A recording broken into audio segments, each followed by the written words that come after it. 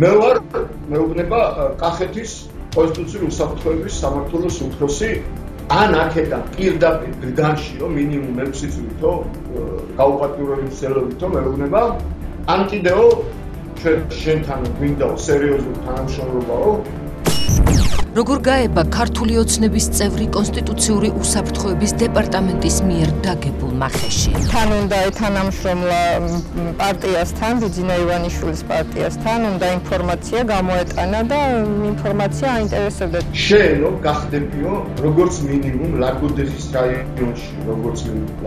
რაიონში, ირაკლი ალასანიას დასაყრდენია. გაუპატიურების ინსცენირება და მთავარი მოქმედი პირი, პრეზიდენტის მიერ შეწყალებული ყოფილი პატიმარი ქალბატონი. თავიდან როგორ გაიცანით ხვედერი? იქარით თუ გადით იქით მეთქი. ხვედერი ამბობს რომ თქვენი ინიციატივით არანორმალური ხართ? არა, ამბობს რომ თქვენი ინიციატივით როგორ ხდება პოტენციური ინფორმატორის გადაბირება პოლიტიკურ პარტიაში შინაგან საქმეთა სამინისტროს მიერ. ნახეთ კვირას საღამოს 10 საათზე. სტუდია GNS-ის მიერ მომზადებულ კვირის რეპორტაჟში.